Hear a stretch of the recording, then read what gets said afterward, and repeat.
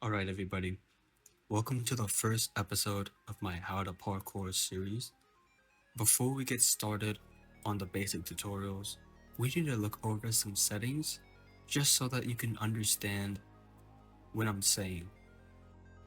Alright, to get started on the settings, go click the cog symbol on the menu at the top of the screen. The first setting is utility mode. It won't have any use right now, but it's just good to have on. The second thing you want to check is if you have all the camera settings off, with the only exception being camera movement if you want a visual cue to sliding and landing. The rest of them would move your camera too much, making it harder to see.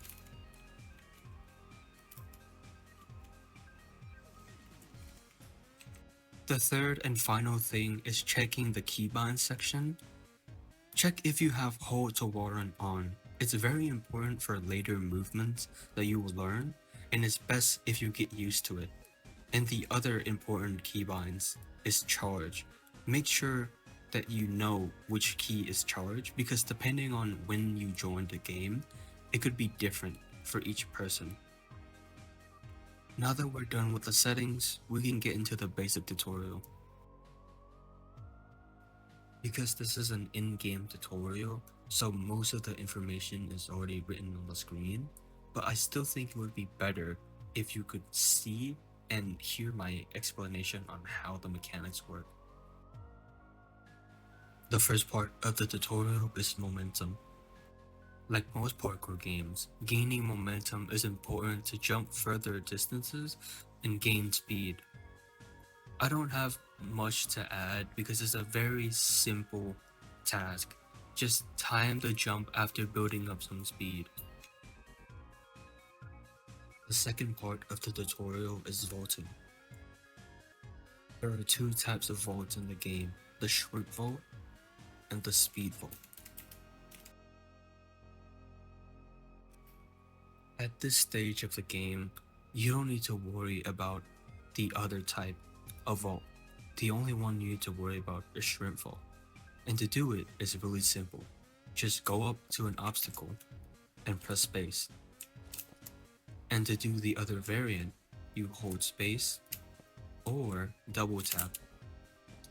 Now, what you want to do here is just double tap space or hold it while holding W. Sliding is the same as the first part. You just build momentum and then you hold shift to slide under it. Sliding can conserve speed, and in some cases it'll increase the speed, like if you're sliding under a player or a prop. Wall climbing is arguably one of the harder ones for new players because you don't explain the rules very well.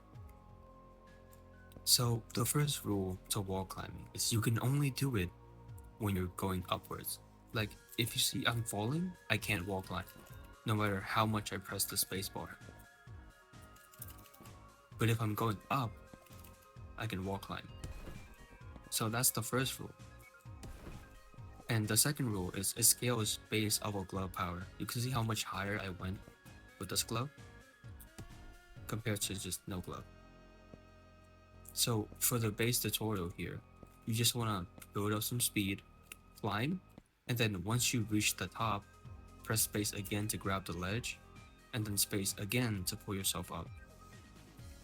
So the landing part of the tutorial doesn't show you this very well, so I'm going to choose a higher up area so it's easier to see. So when you're falling, there's a mechanic called tucking, like this. You tuck your arms in. So what you want to do is you want to press shift to activate the tucking before you land, like right before you hit the ground, like so. And you perform a precise landing which will negate all of your damage up to, I believe, 27 meters. I'm pretty sure it's 27. And there's also the coil, which is instead of holding shift before you land, you press shift right when you jump. That is for another part of the tutorial. Getting back on track, After you finish the landing part of the tutorial, pressing shift before you land, you get to wall running. Now, before this, wall running had a tip, or at least a pro tip, on how to do it.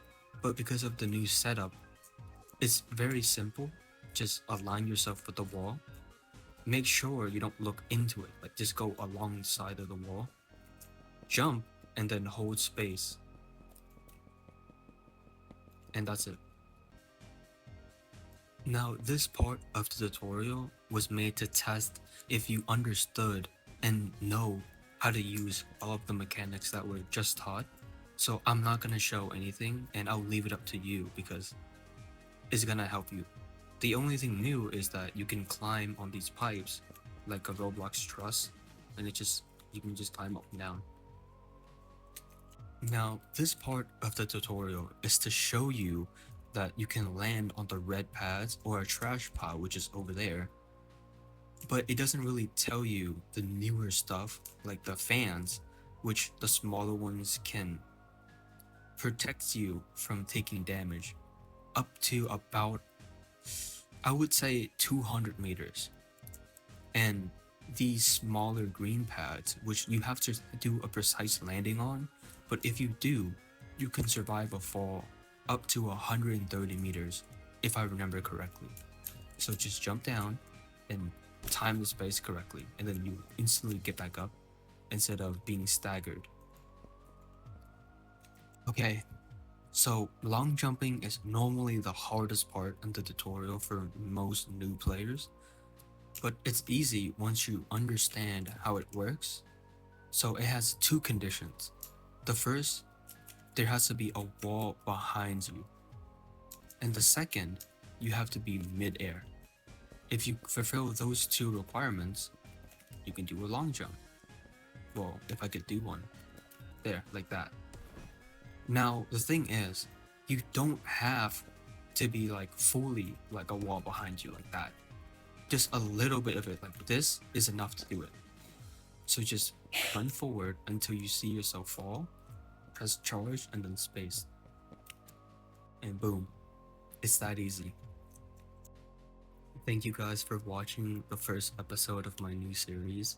I'll probably get started on advanced tutorials soon. And please comment if you want me to do a tutorial on the spyglass tower at the end of the tutorial.